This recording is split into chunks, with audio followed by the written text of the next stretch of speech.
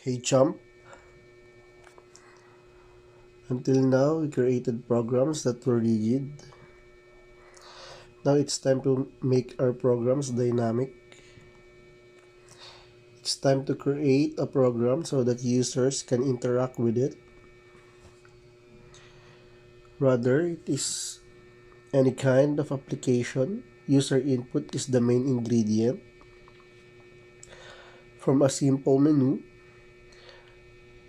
a menu-based application to a full-fledged web application, user input is something that makes an application more meaningful and interactive.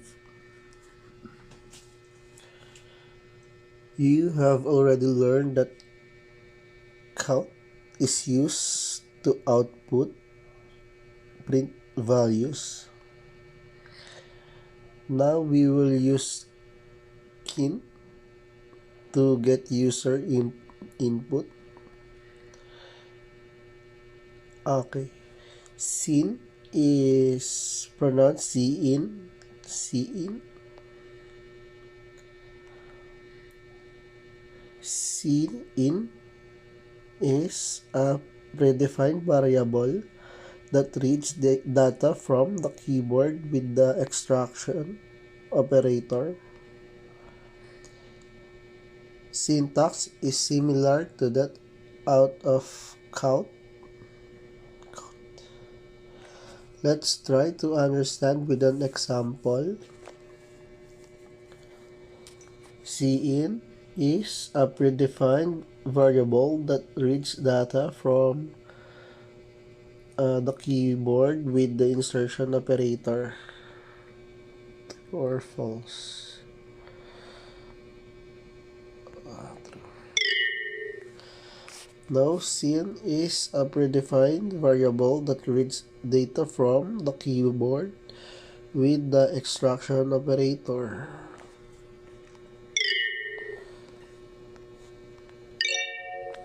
Yes, cin is a predefined variable that reads data from the keyboard with the extraction operator.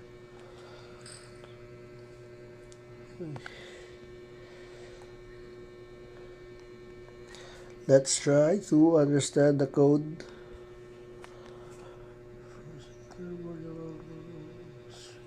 First, we declare a variable name of string data type that will hold the value entered by the user.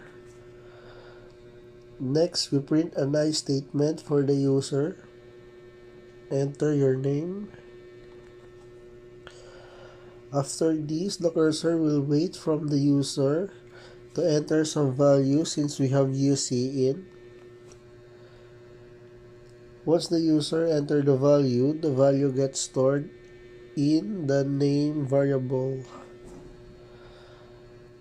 At the end, we simply print the value entered by the user. Match the pairs. Insert operation.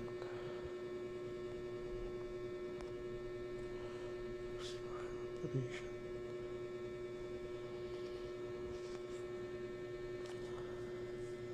Ganun pa yan.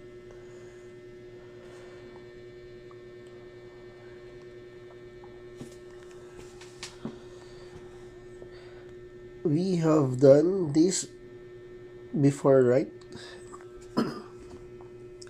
You develop a code to subtract two numbers by rearranging them, and that was fun. But that was too rigid. We fix values, so let's create a program to add two numbers with a dynamic functionally by accepting input from the user.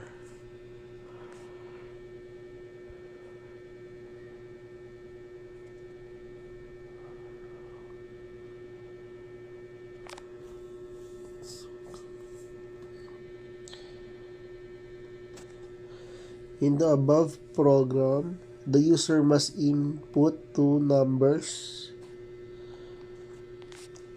Then we print the sum by calculating adding the two numbers. That's pretty much it. See you in the next topic.